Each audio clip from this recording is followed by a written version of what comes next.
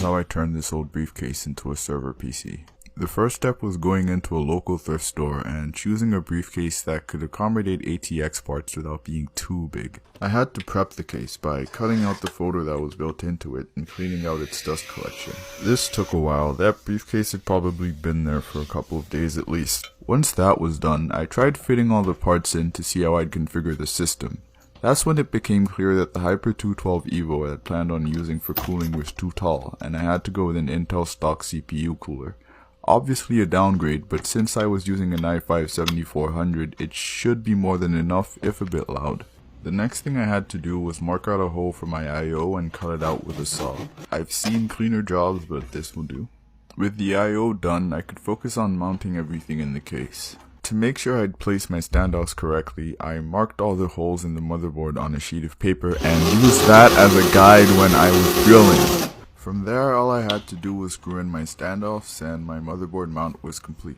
I didn't really have any hardware to mount the power supply, and anything I could buy would have taken way too long to get here, so I improvised a really jank solution with these two screw holes. To make sure the power supply was mounted exactly where I wanted, I busted out the paper again and my state-of-the-art power supply mount was complete.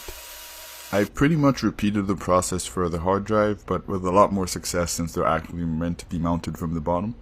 Drilled a hole for the power cable, then I could focus on mounting our singular case fan.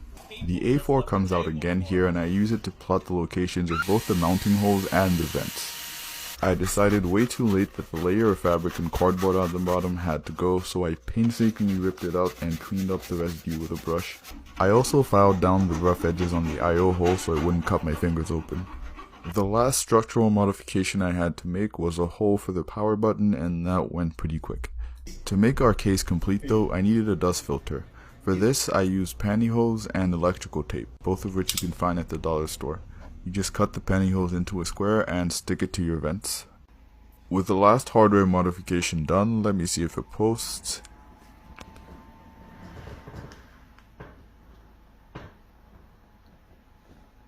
And it does, so it's time to install our operating system and run some temperature checks.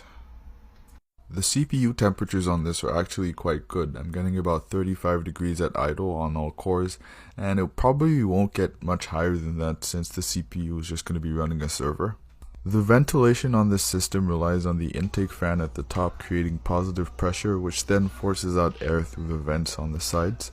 It seems to work quite well for this configuration, especially given that we're using pretty low powered hardware, but I should be able to shave off a couple of degrees on top of that by opening the case. Now that the system is built and I know that it's somewhat practical, I can just take it apart and build it into the actual case that's right under it. Bye bye.